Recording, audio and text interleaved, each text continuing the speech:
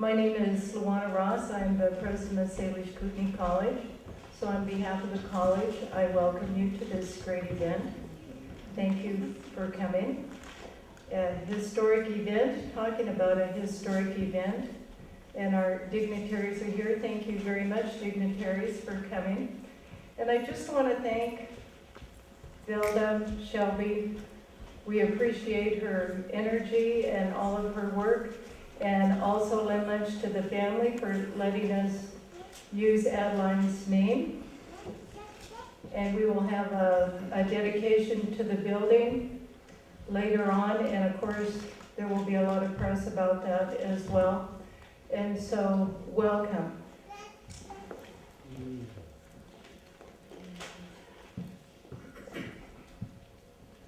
Kisukyuke, ukatlik nasukin wakfir. Akum nakathuk ni afnun nasan mirki. Mahal sukif kukni kasama natha uttar unir tcha sanka. Good day, everybody. My name is Dustin Shelby. My given name is Chief Mountain. The prayer I just opened with, I felt appropriate for this event as it speaks of saving our language.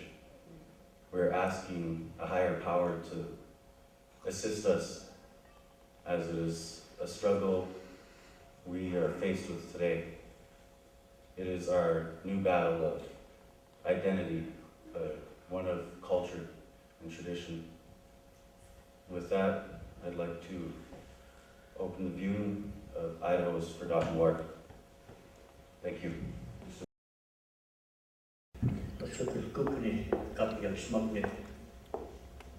Greetings to everybody here. I'm glad we have a very nice theater full here. At this time, I'd like to introduce Margaret Friedlander, Kootenai Tribe.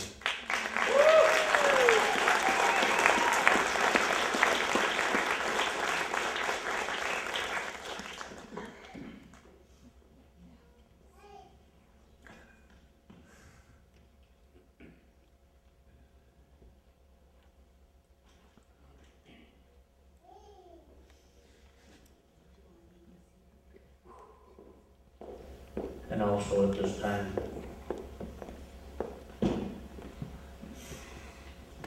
one of our warriors, I believe, very strongly, Amy Trice.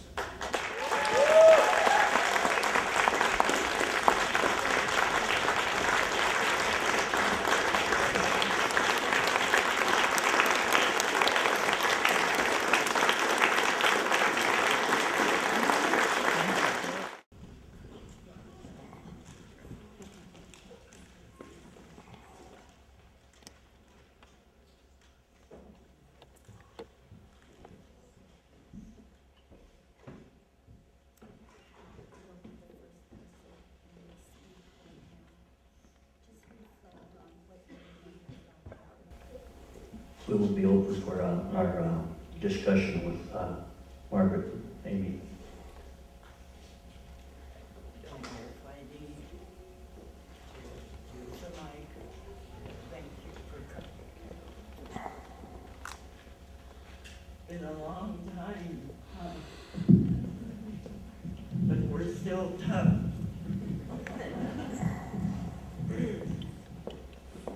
I said, when she told me what she was gonna do, it was about 2 weeks before she declared the war. I didn't believe her. She asked if I would help her. I didn't know how I was gonna be of help, and I said, yes, I will. Amy is my cousin from Idaho. Her father was my grandfather, Peter Paul Abraham, half brothers. They were brothers. She's a loner in her family, and I was a loner in my family over here on the Flathead Reservation. And so I told her, yeah, I'll help you. I didn't know how I would be of help, I said, and thought maybe I didn't really believe her. That's why I was so willing to help. I was working and had a job at the school here in Hot Springs. I get up 7 o'clock in the morning, start breakfast, turn the television on, got Missoula News. 67-member Kootenai tribe of Idaho declares war on the United States. I just screamed. She did it. My family got up. They had to listen to the news on television. About that time, my phone rings, and it's Amy. I did it. Are you going to come and help me? That's right. I said I'd help her. I said, yeah, I'll be there. I thought, well, I'm going to have to go and tell my boss was the principal at the high school in Hot Springs that I'd like to take some time off.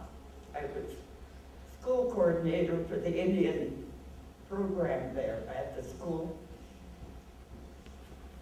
And I got to the school that morning and everybody come out of their classrooms congratulating me because I'm Kootenai, your tribe declared war on the United States. I said, not my tribe, my cousin tribe in Idaho. Oh, but all the teachers thought that was great news for us here in Montana. And then I thought, oh, it must be all around. My gosh, what am I going to do? So I asked the principal if I could take 2 weeks off. I thought we'd have everything done in 2 weeks. And, oh yes. And I really didn't tell him that I promised that I was going to help my cousin at the war. I think he knew. So I loaded up my change of clothes and I headed for Bonners Ferry. So we got there and we didn't have any warriors. So she asked me, if you'd go home, could you round up some guys to hold the toll? Because I'm going to charge people coming on our reservation. I said, oh yeah, you have to, a 10-cent toll. Okay, so I came home and I called a quick meeting at our tribal hall in Elmo and said, Amy really needs some warriors. Her children were teenagers. The boys were too young to get out there. With the toll, we had coffee cans for the toll. And so I got 3 volunteers. I guess the reason it drew tears to, it's like reliving 1974. Because now, I think we're probably the only 2 elders from that war alive. All of our people that joined us, they're gone. But our kids and grandkids are still with us. So I brought 3 warriors. And none of them are with us today. They're young men and they're gone.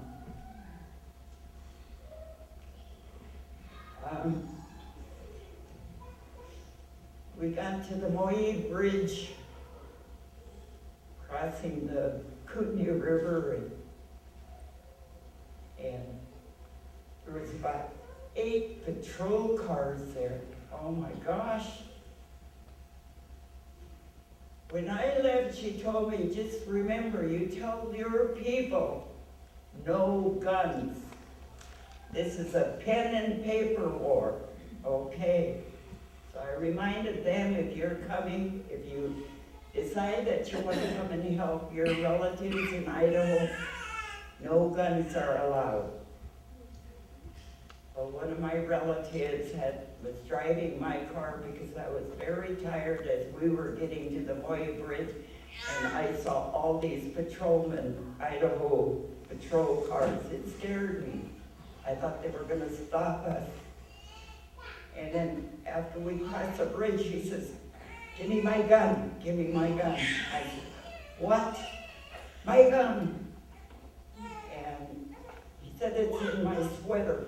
He had wrapped it carefully and laid it on the back seat. When I found the pistol, I was so scared, and I guess I was shaking when I was handing it to him.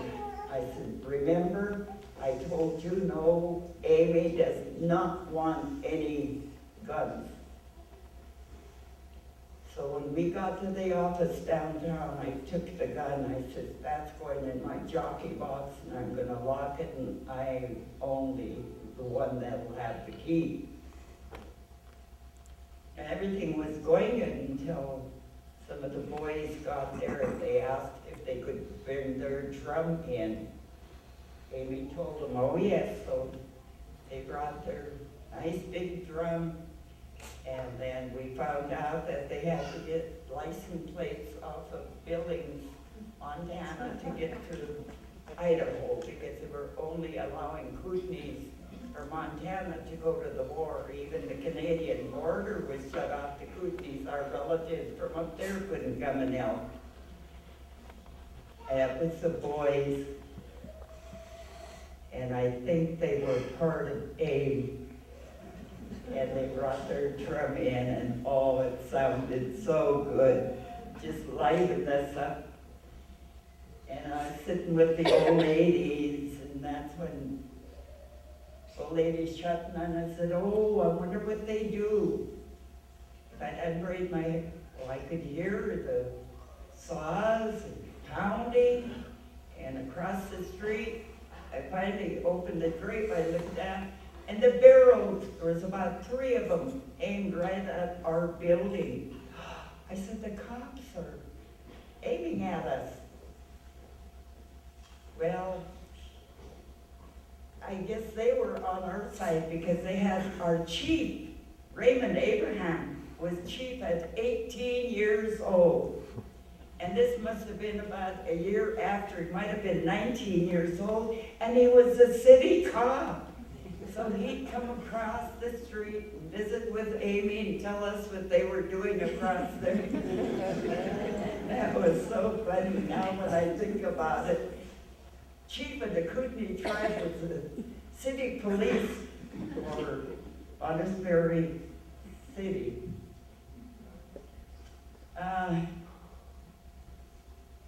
When I think now, when she told me it's a pen and paper war, I said, "Oh yeah, that's what I prayed for." And I guess our prayers were answered, because at the end, there was nobody hurt. But we made good money in the coffee cans because she had the Warriors staying at a motel that stayed open and a restaurant. The mayor or the county commission said no more bars open in the city and even in the county after they start passing out the paper that we were worth 100 for the buck and 50 for the dough, and even our bonds could be killed for $25. That's when the bars had to close. But we must have had about 25 to 30 policemen there walking the streets of the little town of Bonners Ferry. And we were all shoved into the tribal office there in town. But then we livened up when the boys came with their drum and they start drumming, and that helped us stay awake. For I don't know how long that we lasted there doing that.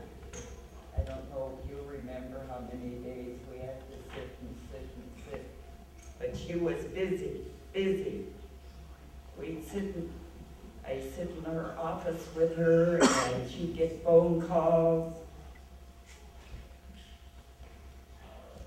And you stay right here. I says, oh yeah, I won't leave you. And the phone, her buzzer rang and said, Sims. And the congressman, the one I think he just passed away, he became our friend, McClure, are here. And she said, tell him I'm busy. Looked at her, and we just kept talking, and probably 15 minutes or so. Amy, you better let those guys in. They're here to meet with you. We're not busy, we're just talking foolishly. So she finally buzzed the secretary and said, okay, you can bring the guys in. McClure and Sims, huh? Yeah. So, at my age, I'm getting forgetful, and I'm glad to see so many of you interested. And but one thing I want to say, really, nothing is really taken care of. Nothing. I look around my people in Elmo, I look around at other Indian reservations, and we're not done. But I do see some of my good friends in here that have come a long way. And I'm sure they felt like they were in war all their life. They're my age, and that's how I felt. That I've been in war, being born as an Indian and being an enrolled member here on this reservation. We're not done, but we don't have to go into war. We'll still stick with our pen and paper as our weapon. Hey.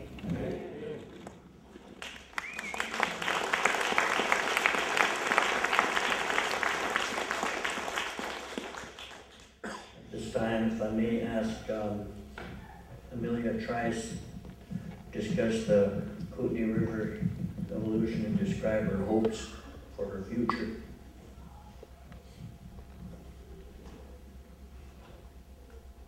You're so gifted. I'm happy to be here. I'm glad that all of you enjoyed my war.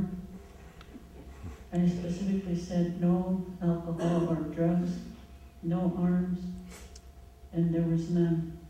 And I was very happy with that, because alcohol could make you do things that you weren't responsible for, and I didn't want no accidents to happen. But during that time, it was very scary. People asked me, weren't you scared? Of course I was.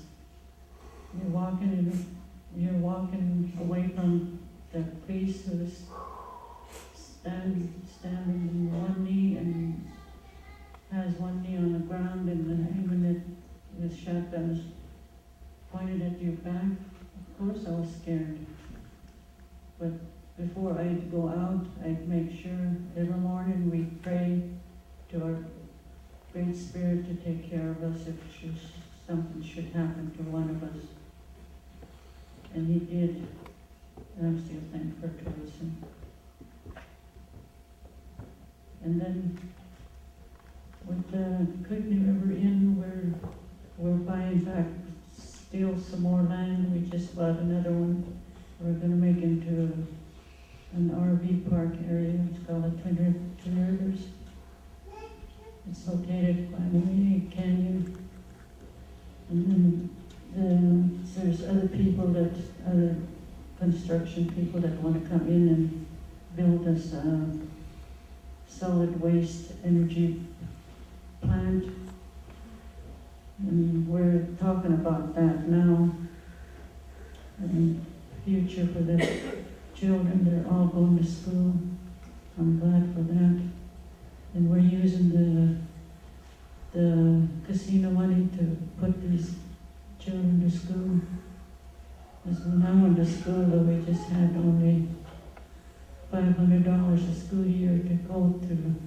That wasn't enough for the school clothes, lunch money, and books. But today, we have them. We have one of my granddaughters just came home from Indiana State University, where she went. My granddaughter, the other one, she's got twins. She went to school in Madison, Wisconsin, and she's a clinical psychologist who teaches at the St. Thomas University in Minneapolis and St. Paul. I'm very proud of her. And there's a lot of kids, name of you, that are going to school and getting their education, which we never had. I don't think Max and I had that opportunity to go to college. We did do some education, though, with 6 weeks or sometimes a month in quick learning. But we couldn't be away from our families because we were young and we had young children to take care of as well. But other than that, we're expanding the inn for more parking space because we don't have enough parking area. We're the second largest employee in Bonners Ferry. The first one is the community hospital, and we're the second one that employs people. And people are very thankful for it when they see me come in the casino, which I go and eat there, and they all come and give my husband and I a hug. It's for saying thank you for giving us a chance to work here. But it's them that's doing the job, and I appreciate it. And if there's any questions, I'll try and answer them. Again, thank you for coming.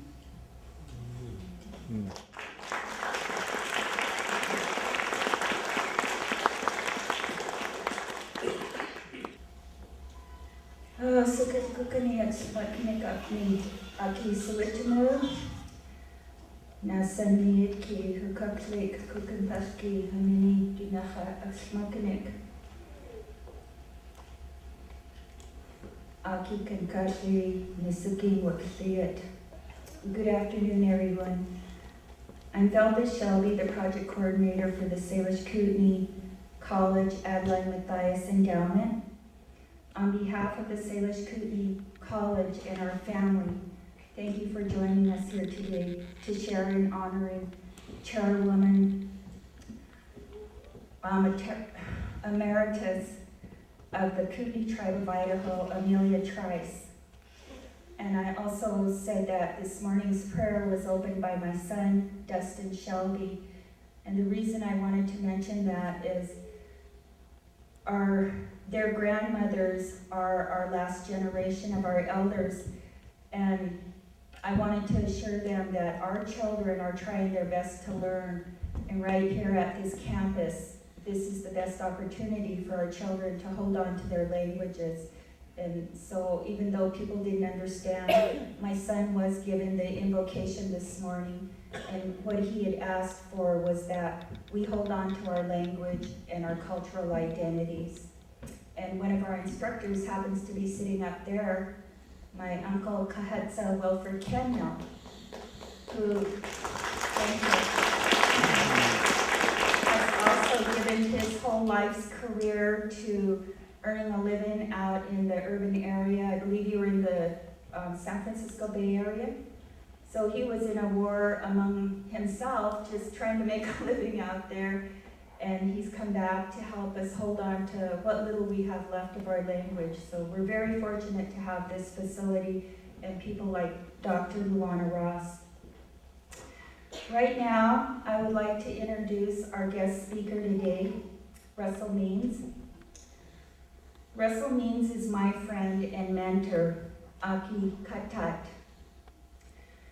He has been a fearless advocate of human rights since the 1960s.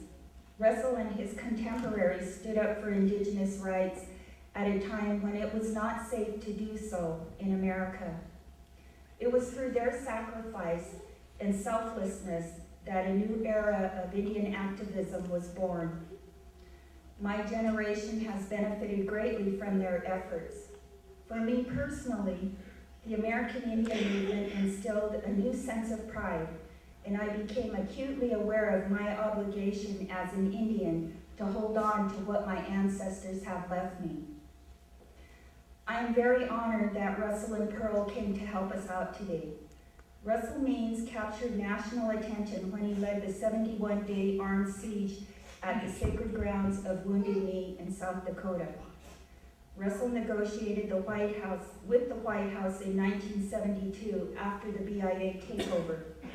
In 1973, he negotiated with the Assistant Attorney General on the Lakota's 10 Points Plan that included congressional hearings on the status of the Fort Laramie treaties, an investigation of the wholesale violations of Oglala's civil rights.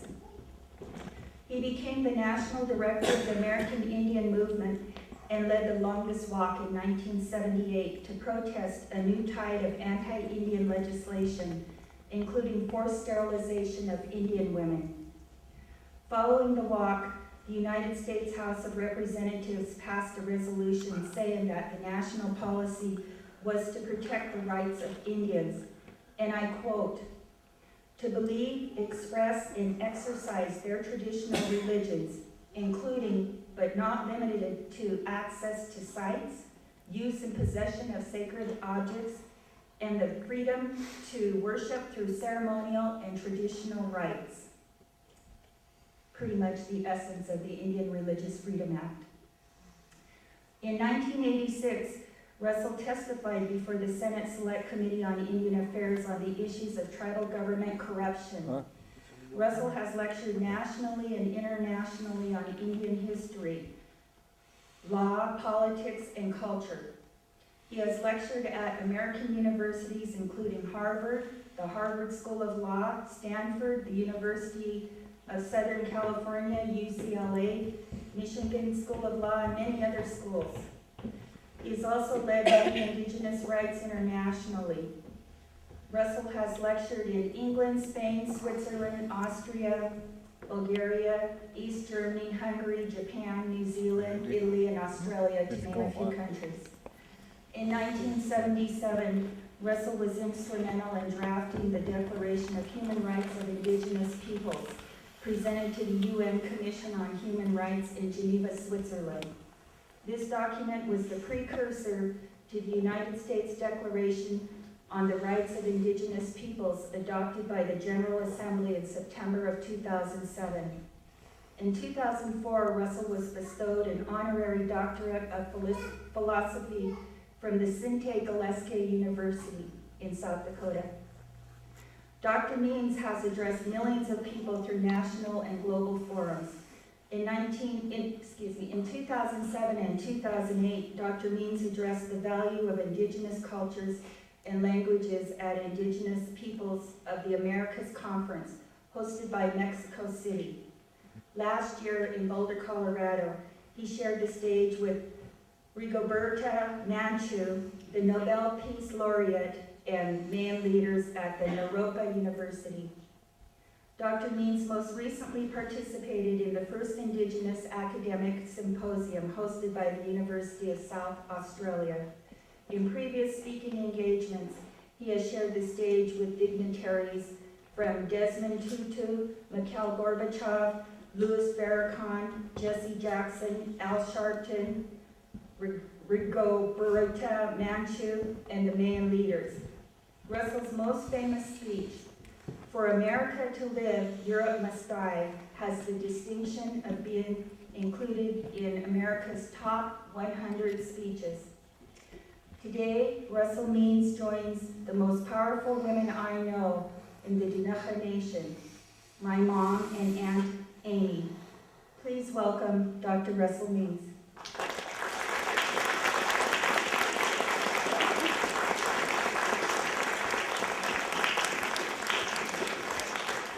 Thank you. And I'm honored,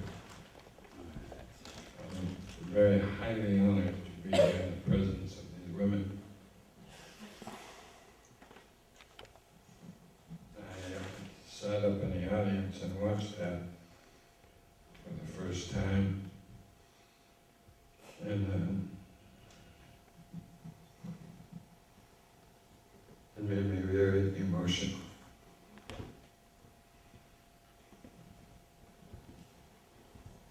I know the condition of my people.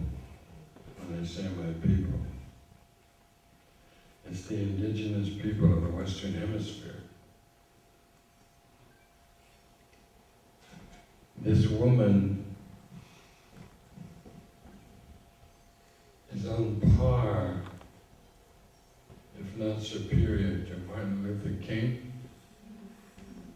Nelson Mandela, Gandhi, and any other man in the history of the white man. But she's just another one, another Indian. She's not accorded that hero status except by a few of us.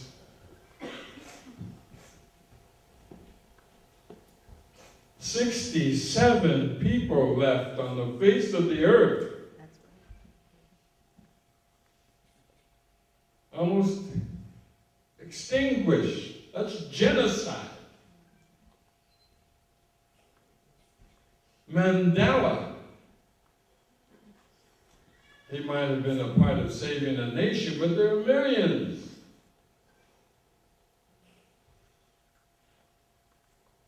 Gandhi, Martin Luther King.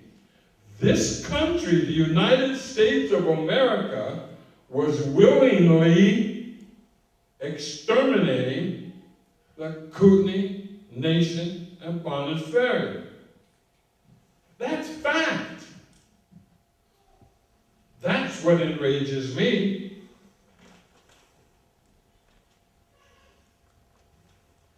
And no one knows about it. I want to thank the people responsible for making that documentary. You educators, you Indian educators, you white educators, you better get this out to every school. Every school child has to see this hero. And it only goes to bespeak to our originality as a people, as an indigenous people of the earth. Because all indigenous people, at least the very vast majority, are matriarchal. And this proves the strength of matriarchy. That's what this is all about. But Amy's not the first Indian to be extinguished from recognition. Rigoberta Menchú, you've heard her name, Nobel Peace Prize winner. In the US press, has been condemned in editorials as a fraud and a phony. Those two words are used in print. That she didn't deserve her Nobel Peace Prize. No one has said that about any other Peace Prize winner. At least not in print in the US. Malcolm Begin, a terrorist, got the Peace Prize. On and on and on. Other terrorists have gotten the Peace Prize. Obama got the Peace Prize.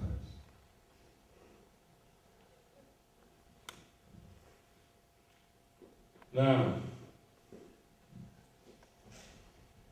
Vine Deloya Jr., for you young people who don't know who Vine Deloya, Dr. Vine Deloya Jr., Esquire. When there's an Esquire after a person's name, that means he's a lawyer or she's a lawyer. He was a lawyer, an Episcopal priest,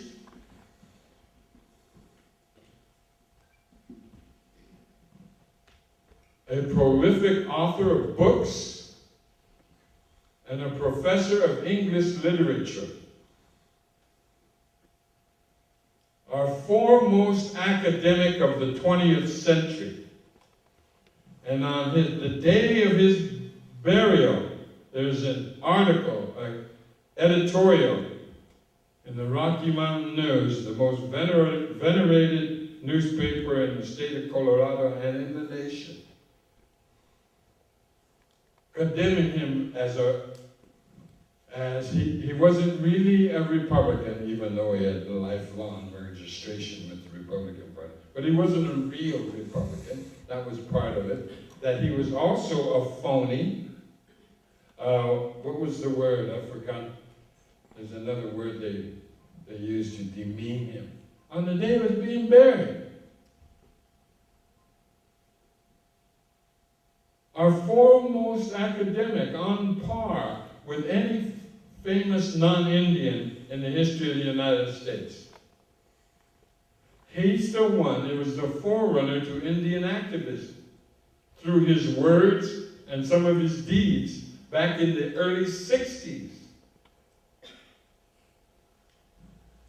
Every Indian child should know his name and read his books. Custer died for your sins. God is red, etc., etc., etc. But he's just another one.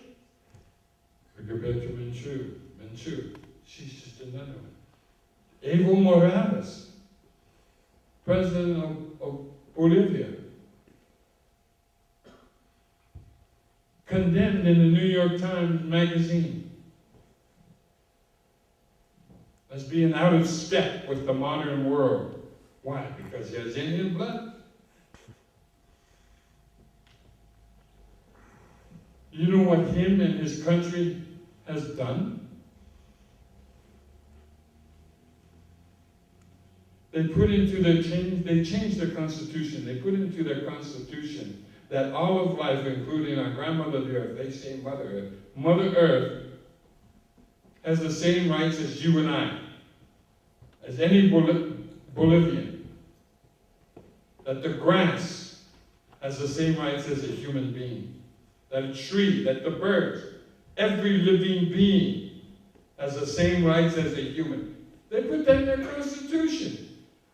And that's that they have the largest deposit of lithium in the world. That has to be strip mined. Lithium is what makes the modern world run. Without lithium, you wouldn't have your computers, your cell phones.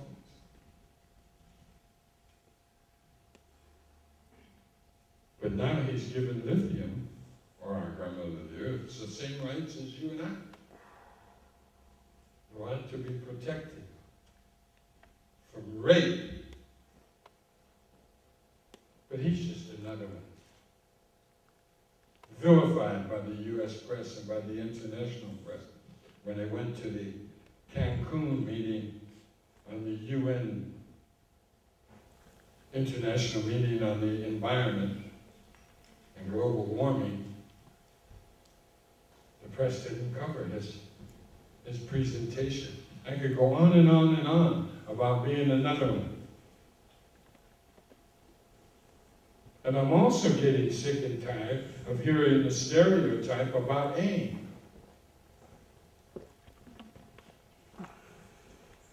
At Wounded Knee in 1973, we were surrounded on our own land by the military might of the United States of America.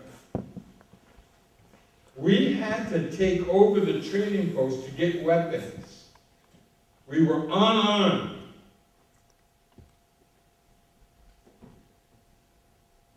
But the white man's stereotype is God always make anyone brown or black into terrorists. Oh my God, we were surrounded on our own land. I lived there. I lived 6 miles away from Wounded Knee, right now today. But what the hell? We're just another one.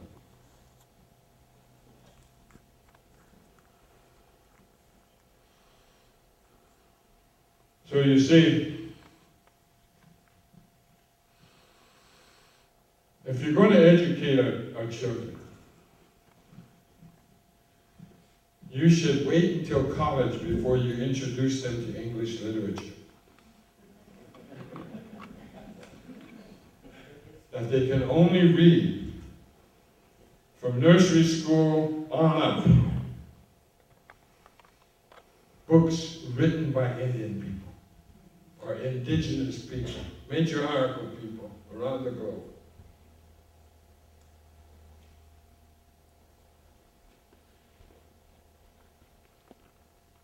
Because we have to know our history.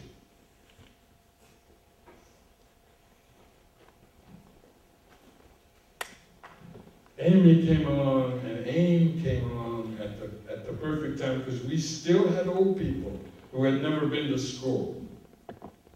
We still had old people whose only language was our own. And they're the ones who talked to us. They're the ones who taught us. They're the ones who gave us the backbone.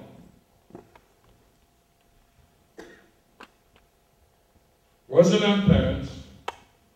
They might have contributed, but it was those old people that have made life worth living.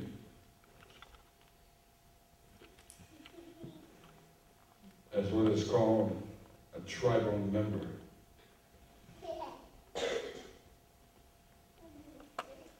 Our self-dignity and our self-worth is embedded. Now get this.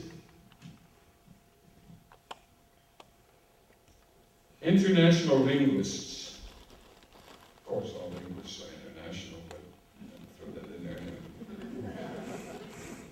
All linguists, well not all, but a lot of the linguists have ascertained that the most expressive languages on earth are our languages here in the Western Hemisphere. Here in the Western Hemisphere. And that languages become less expressive as you move west and you come all the way around the world to English. Now, anybody and everybody that knows another language knows that it is virtually impossible to adequately interpret that language into English. It's the last language, it's the least expressive language.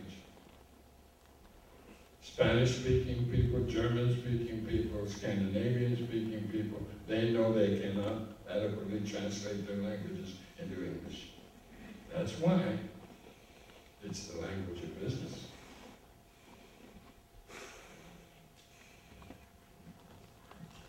Figured that one out. So if we have the most expressive languages on earth, then why aren't the scholarly people of earth fighting to save our languages? Because our languages are our essence. It's who we are. It rules our life and our outlook on life, our worldview. And we're the only one. Once our language dies, it will never come back. So the next fight, and we're making piddling little efforts at it. An hour here, an hour there. It's impossible to teach any language, let alone the most expressive language on earth, in an hour a day.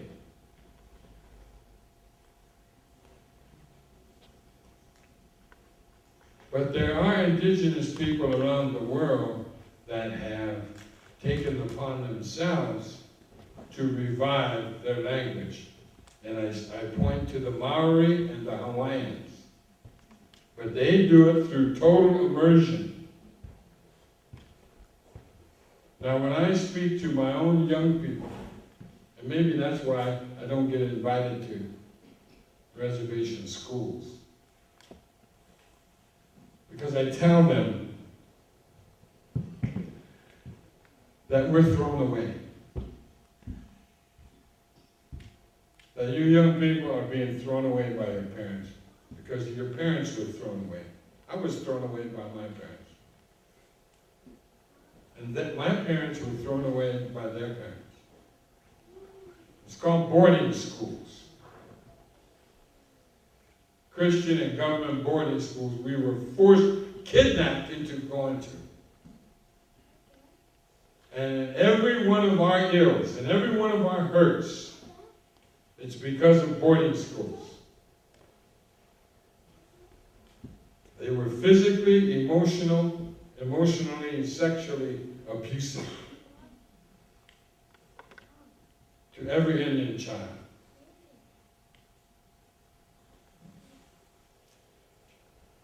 Now, some are in denial. I'm not going to argue with those that are in denial.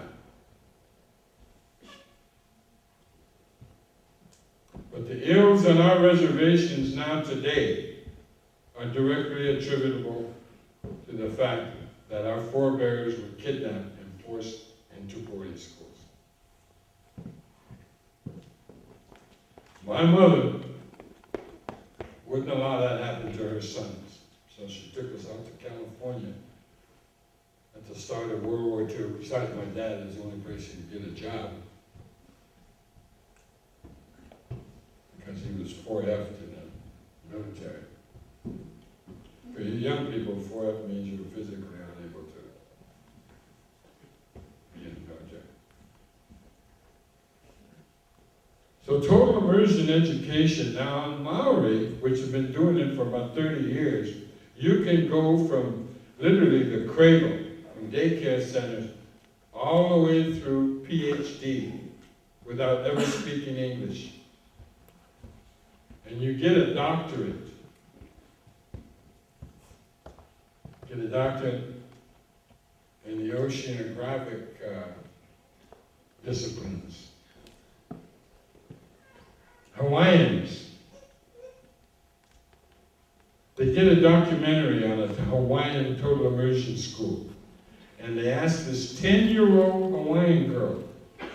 She was given permission to speak to him in English. The documentarian. So the documentarian said, "What's your favorite subject in a total immersion school where no English allowed it?" She said, "History." And he said, "Well, what is it about history that you like?"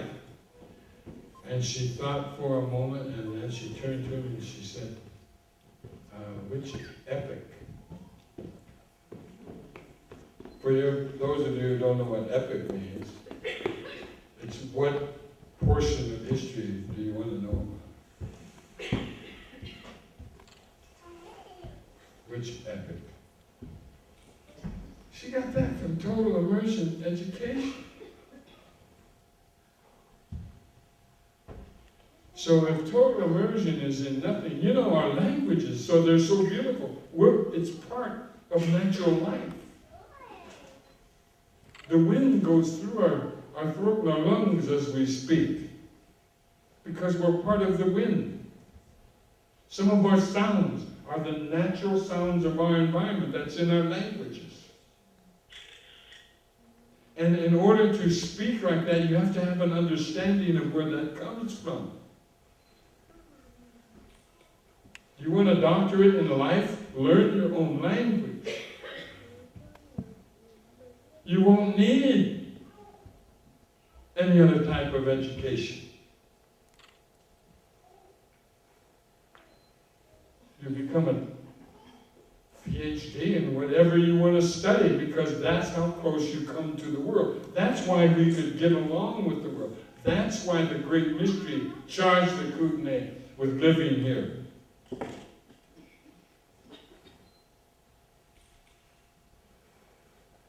Because that's what we indigenous people are. You go anywhere in the world where there's still indigenous people, and they've never overpopulated. And they do not have a society of convenience. And that's what this society is. It's a society of convenience.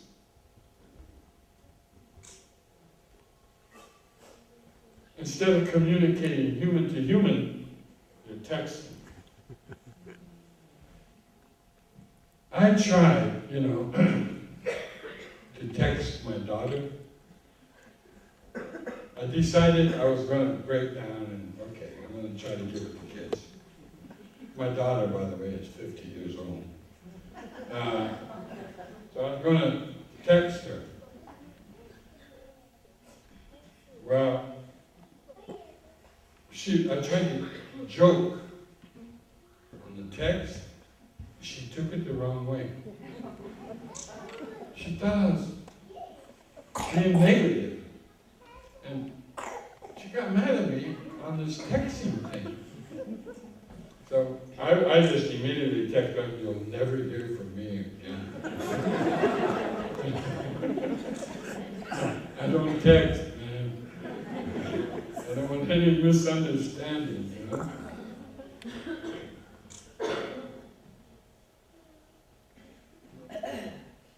And besides that, I can't read the texts anyway.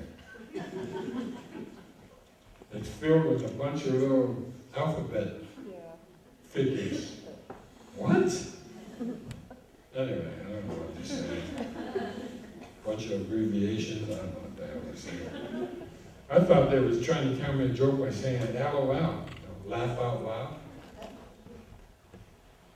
But I thought they were trying to say lots of love. Wow. But then I started getting that from my sons and their friends. I thought, wait a minute, my son's hanging around with gay guys. Also love. Here it was, what is it? What's the other name? Whatever. Anyway, once we grab a hold of our languages, then we will be who we are, and not from a society of convenience. So as we journey on this full circle in life, because I was back at the University of Minnesota when I was in AIM, and a young man stepped forth and he said, "I want to establish tribal colleges on reservations." And he was a doctoral candidate at the University of Minnesota at that time. And then my guy went out and did it. And it was Mr. Bordeaux, Lionel Bordeaux. Dr. Lionel Bordeaux, but he doesn't use the word doctor. And he's still on his rest. But as we go through this hoop of life, we've got to make the complete turn back to who we are. Okay, we start out who we are, and then we go through this journey of the convenience world. Let's continue through it back to who we are.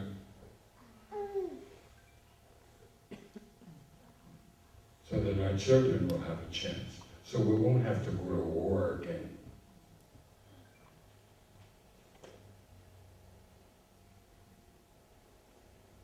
But this country, as you well know,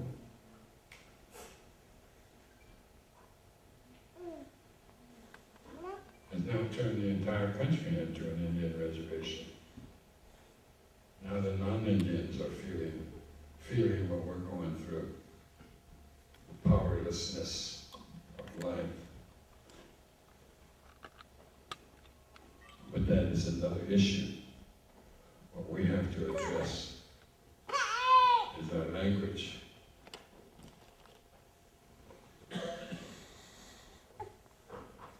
And we have to listen a little bit more to what our ancestors have to say.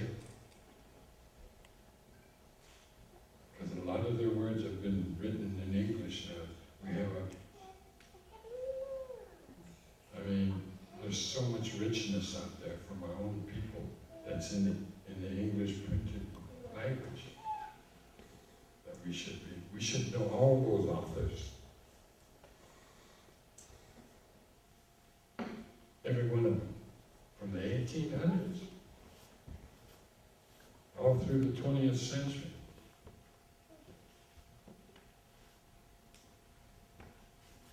And then pretty soon we won't have to know, because we will be them. And that is what the future is. Because if you're going to continue in the life of convenience, you're going to be a loser. You're going to lose the connection.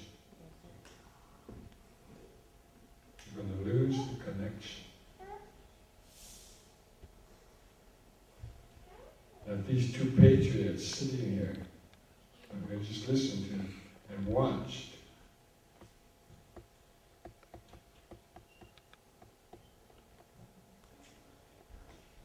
that's it. That's within every one of us. That kind of beauty. But you have to go to where they came from.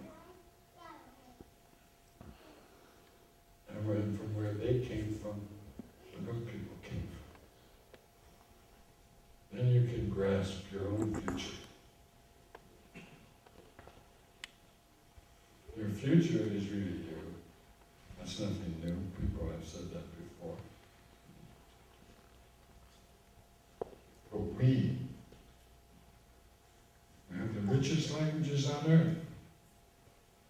And we're letting it leave us in the wind.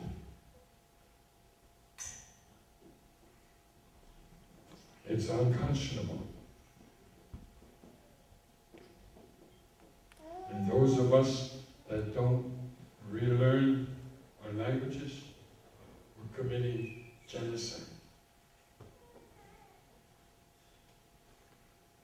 In the hoop of life, your elders overcame overwhelming odds. The boarding school system, 80 years of dishonor on the United States of America and its religions. 80 years of dishonor. They got through that and fought and retained our land. Even a little piece of it. And now it's our language. And I've read some of the printed matter put out here in this resin. And you do have a beginning. I saw the part about the beginning Kootenai language classes that you have. And no speakers are wanted, because you got to be a beginner. And you can take them here. You know? And one of the things I've been telling my people, you have to start teaching white people our language. Our languages. And have a much easier understanding. But you young men, I'm going to give you one little teaching here that is endemic to all indigenous people who are matriarchal. And I learned this, fortunately, for my last two children.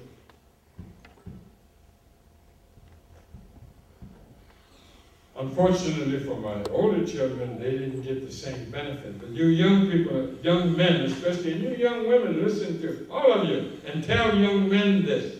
This is their responsibility in a matriarchal world. And when you cause a pregnancy,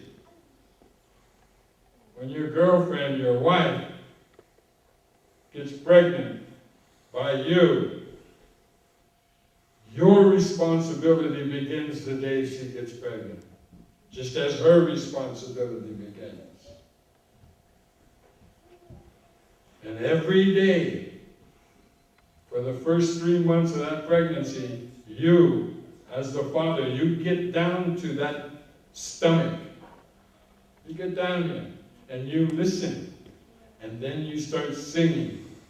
You sing to that child in the womb for that first 3 months. The second 3 months, you sing and talk. The third 3 months, you mostly talk, but you still sing. The fourth 3 months, I did this.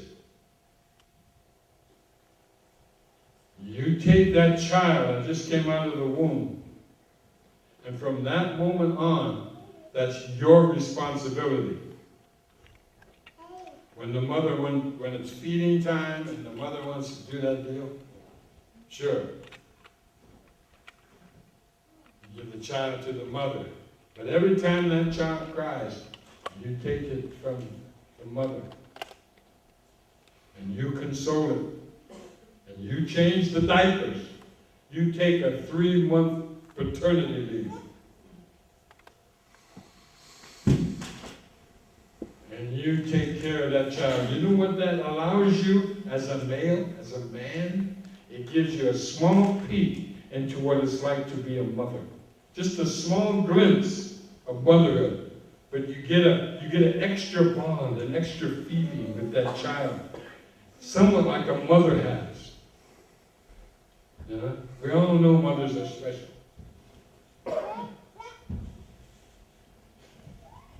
And fathers, But you can be special if you pay attention to your responsibilities as a man. And when you get that small, there's my other children, my older children, I would, flank die, go to jail for them. Same as my last 2. But there's that something extra with those last 2.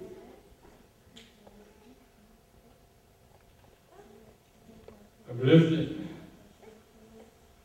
That's the kind of beauty I'm talking about, where we come from.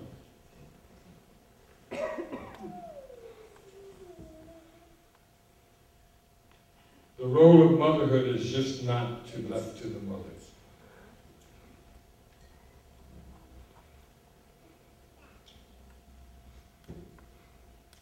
See, when we aimed, leaders sat in a hotel room in Minneapolis, Minnesota, back in 1970, the first part of 1970, and we said to ourselves, who are we? Where did we come from? And where are we going?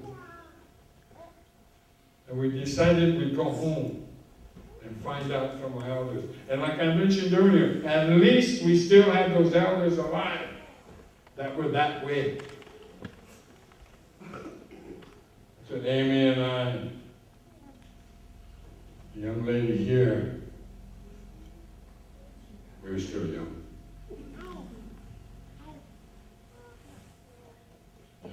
Very brave. So that's what you got to do. When you decide you want to find out who you are, that's a big time responsibility, because you never stop learning. And that's the beauty of it. And you will never get immersed in the convenience world when you take on your responsibilities.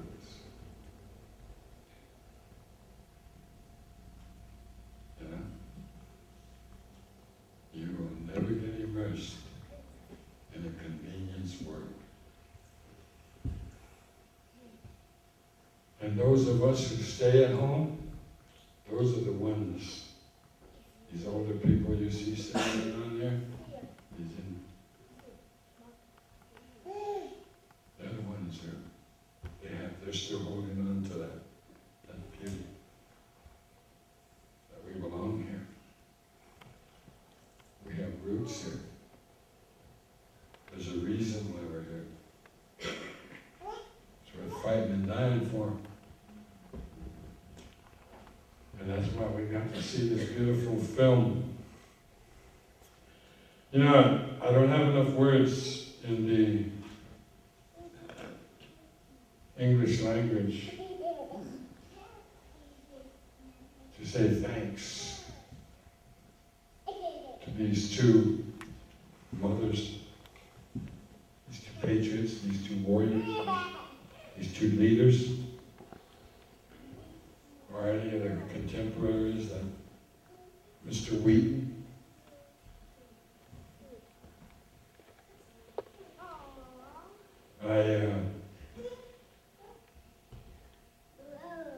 I'm just blown away at the beauty of matriarchy. Wow.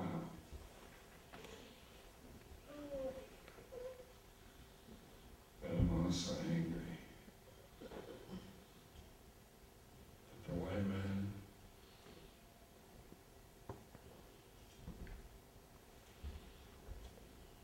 "67 people left.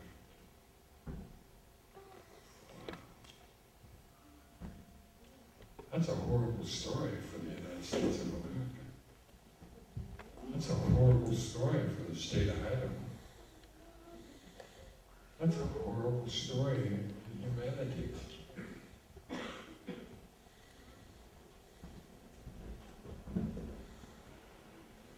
So we have a hero here that is greater than Mandela, greater than Martin Luther King. Remember, Martin Luther King wanted civil rights, where she reestablished sovereign rights. Oh, that's a whole league. That's a whole league beyond Martin. I feel honored to be here in their presence. I feel honored to have seen that. I thank you all. And for those who brought me here, I thank you doubly. Itakoyasi. We are all related.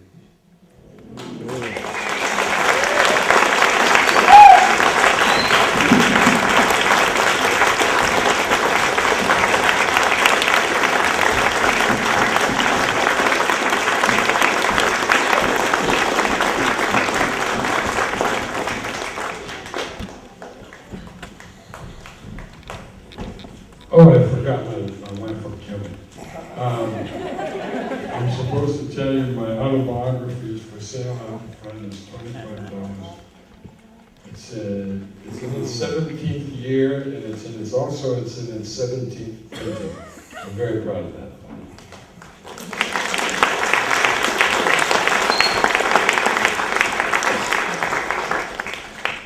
At this time, I'd like to ask our panelists for any special messages, remarks. I open that up to Amy, Margaret, Mr. Mead.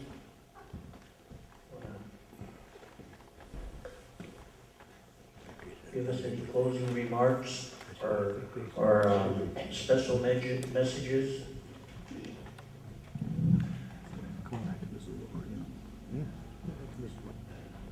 I'd just like to tell each and every one of you that we have a lot of work to do yet in front of us. You need to teach your children. You need to learn from your elders where you want to take the next generation that's coming.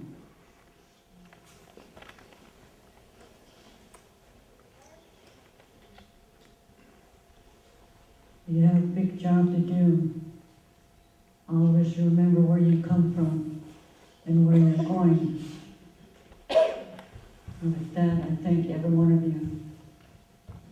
Don't ever think that you're alone, because there's a lot of people that are in your same shoes.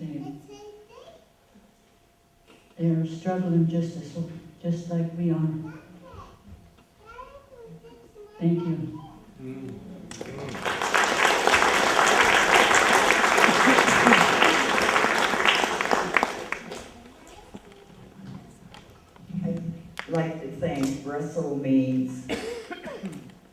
lot of you read about him, but you've never met him.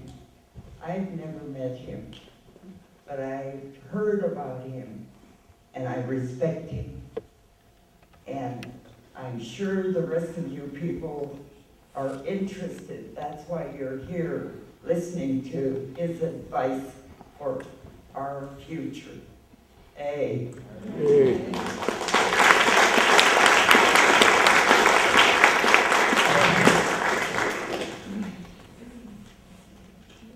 I would just like to, Mr. Means, I just walked in the door to make this special time.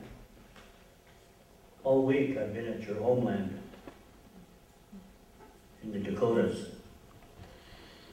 I went to a couple of meetings, Rapid City and Custer. You have very beautiful land.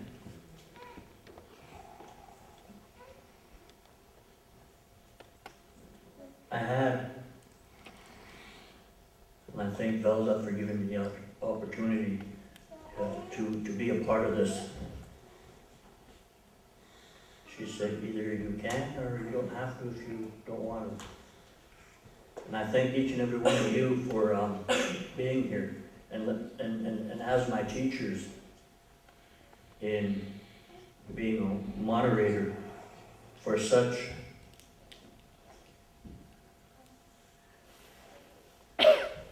special times, hard times, learning times.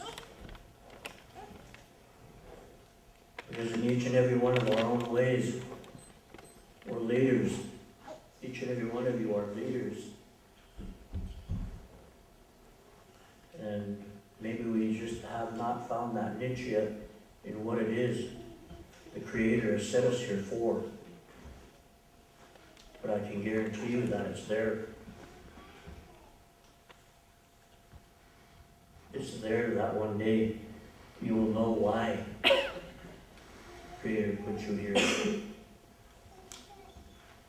Why He made the road for you the way He's made your road.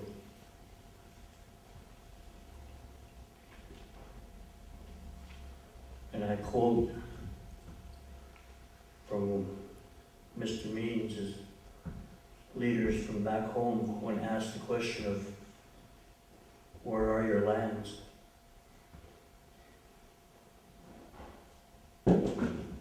And Crazy Horse replied back, my lands are where my people are buried.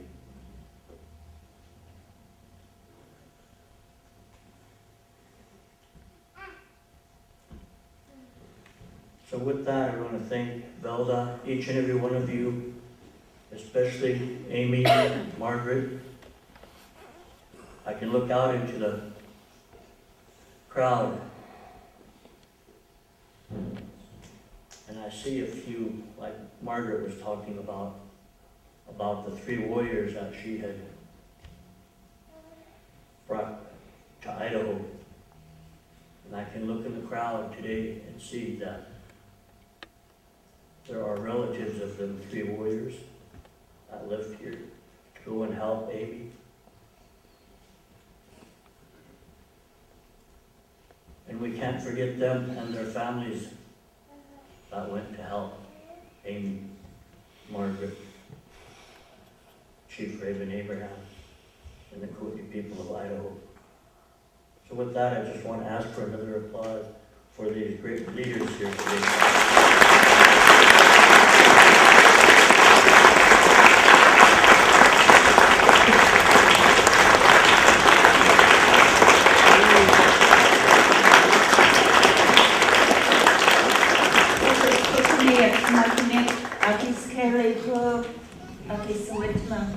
We have some gifts here from the Confederated Salish and Kootenai tribes and the Salish Kootenai College for Amy, Margaret, and Russell. So we'll go ahead and give these out. And then I just have one final closing remark, and then we will adjourn into the, are we ready, Anita? And we'll adjourn into the foyer for a reception. But Oh, we have a question on the floor, so please, by all means. I'd like to ask a question to Mr. Means. I've known you for a long time, I guess. I don't know if you still know me. And I was with Myrna Doney, and when we went to Washington, D.C. Is Abe still active and all that? No, AIM is faded away. It accomplished its job. Remember when we started, there was hardly any self-determination anywhere in any country except in the Northwest and over there with the Six Nations.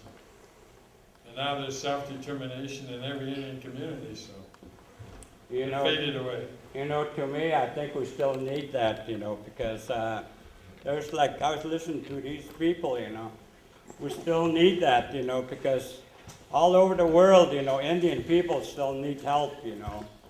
And I remember when Frank's landing down there, when they come through here, and I jumped in with them, and we educated the people going over there, you know.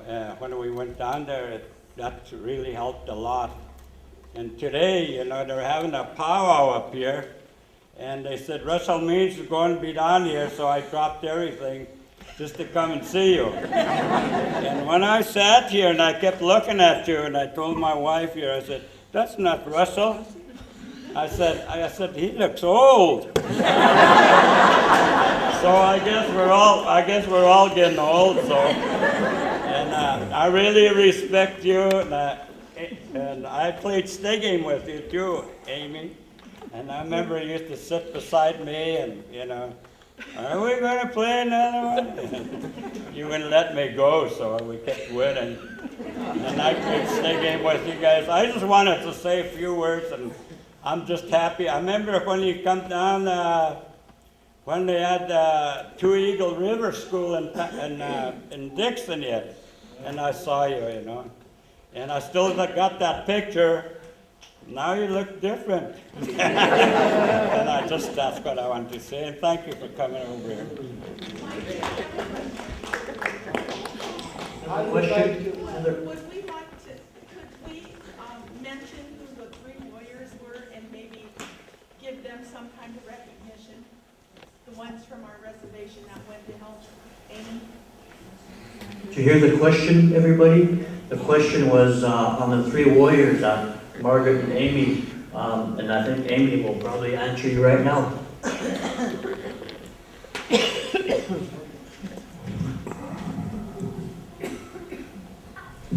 That was Danny Tennis, Richard Nicholas, and Joe Matthias. Joey Phillips. Joey Phillips, I forgot. Yes, there was, those ones I remember very clearly.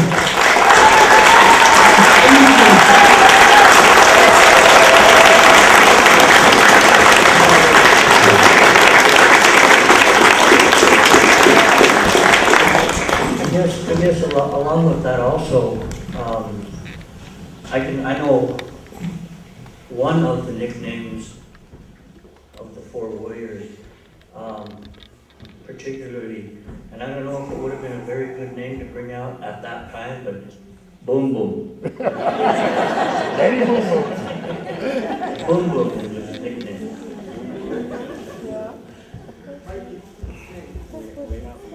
Yes. I'm very honored to be here today. These ladies here are true heroes. I'm a veteran of the Vietnam era.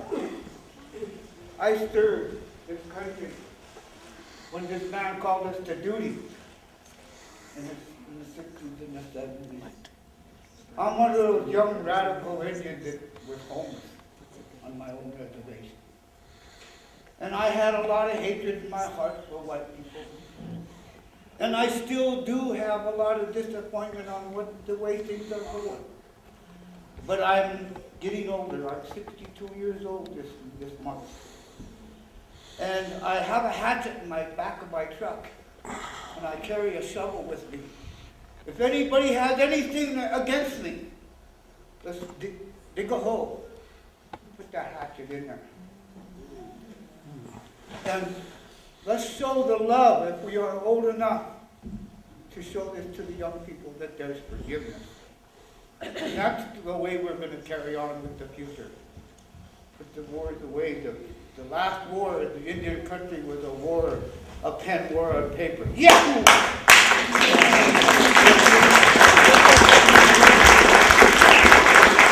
I also realize who I am.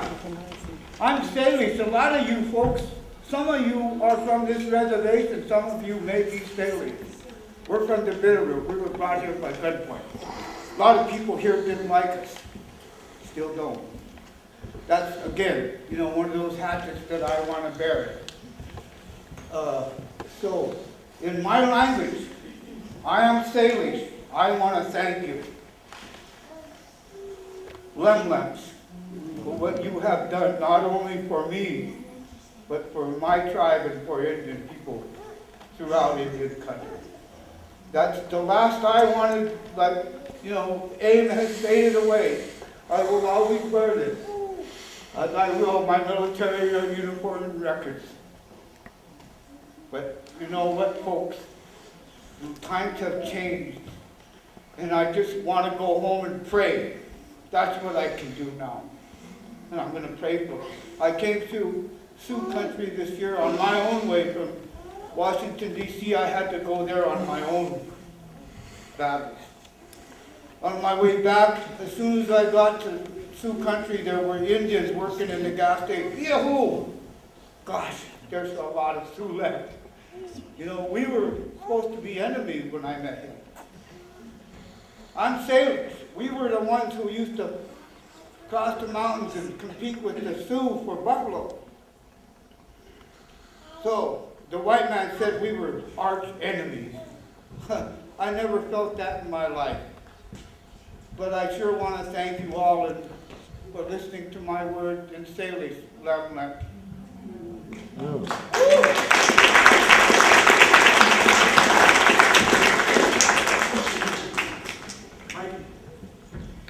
Got a question way up on top. Susan. Is there going to be a release of this movie, like on DVD for sale? To hear the question, Amy, the question was, is there going to be a release of the movie on DVD?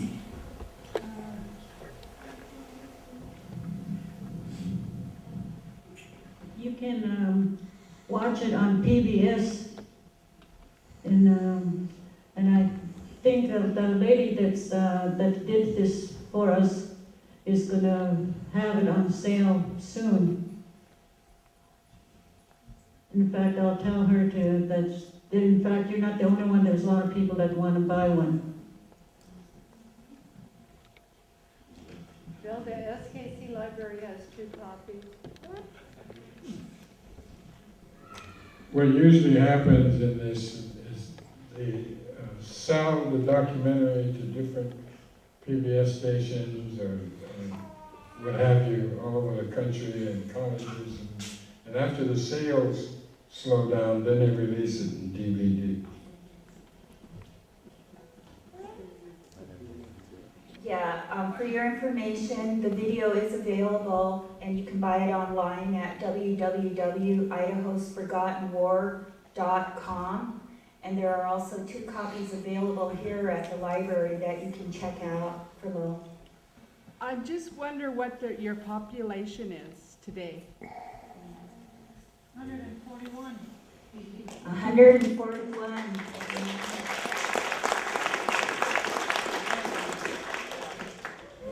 Okay.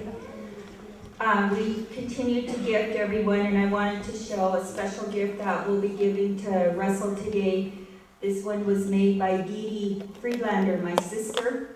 So it's a real Kootenai gift, and we did it in hot pink because he keeps talking about our only hope is our matriarchies and that the women are the strength of the tribes. So now we're wondering if he's man enough to wear our hot pink.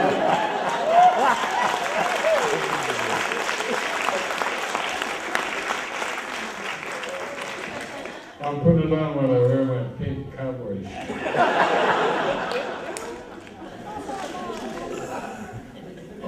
So you are PBR associated. Tough enough to wear pink.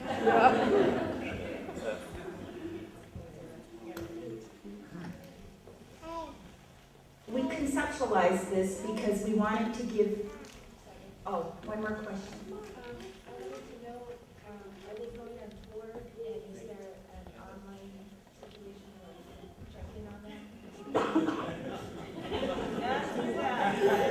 Did you hear the question? The question was, are the three of you going on tour?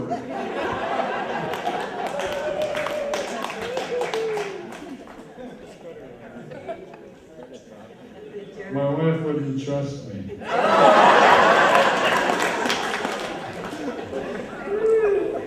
That's triple trouble right there, if they headed out together.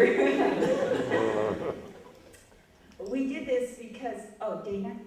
I just have one comment. Danny was my dad, and he always told me that he did this. But he was also a storyteller, so I never knew for real he did it until now. Okay.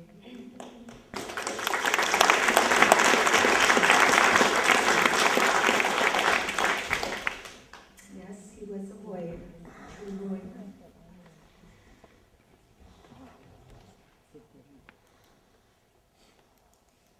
And is that Peter? Oh, this is Joey Phillips' wife right here, and he was a warrior too with her, in case you didn't believe him. So Emily Phillips. We have the war bond to prove it. Oh, okay, awesome. I want one. I think they're very valuable on eBay. We used to just color them. Awesome. And is what other families here? Oh, okay. Richard, anybody from Richard Nichols' family? We're just trying to acknowledge family from those three warriors who are here. Thank you for coming. We did this because we wanted to give you some background on who Adeline Matthias was. And she was my grandmother. And from her, they're talking about the strength they drew from their elders. And it was Ashlen Kutsak, her mother and her father, that I recall. They used to give us a lot of guidance when we got here to Bonners Ferry. Of course, I didn't know what was going on. I was only 15, 16, and we were indoctrinated into what tribal sovereignty was all about. And it was because of our elders that these people rose up while they were young in their 20s and 30s and decided to take a stand. And so this is our introduction to you for the Matthias family, because grandmother's father, Peter Paul Abraham, was from this band, the Kootenai tribe of Idaho. So this will be kind of the beginning of our introduction of who our grandmother was. When we decided to have this initial event to launch our Adeline Matthias Endowment Project, we started to conceptualize about what would be important to bring forward in this generation, in this society, to share on this reservation. And I found this quote from Albert Einstein, and I thought it was quite appropriate. He said, "You cannot solve a problem from the same consciousness that created it. You must learn to see the world anew." As modern Indians, we may not be consciously aware that we have succumbed to some form of victimhood here on our reservation on many levels. If we are not grounded in our cultures and traditions, we are often marginalized by the dominant society, and we lose faith in ourselves as Indian people. I struggle with this every day, and it's even worse for our children. We need to support each other in our quest for self-determination, so that we can collectively set a new course for future generations. In tribal society, we are so conditioned to bureaucracy, federal oversight, and seeking federal approval that we essentially confuse compliance with self-determination. As individual citizens, we do not need federal approval to voice our concerns or to be proactive. Victimhood should not be a part of our consciousness, and we must reprogram ourselves to understand that we have a right to a higher standard of living in our own homelands by whatever means we choose. With that, I thank you for attending and supporting the SKC Adeline Matthias Endowment Project. And we have the Pendleton blanket goes to Russell Means as a gift also from the college. And the centerpiece will go to President Luana Ross for allowing us the venue and giving us an opportunity to establish the endowment here for the college. The Salish Kootenai, thank you for coming. Dahas.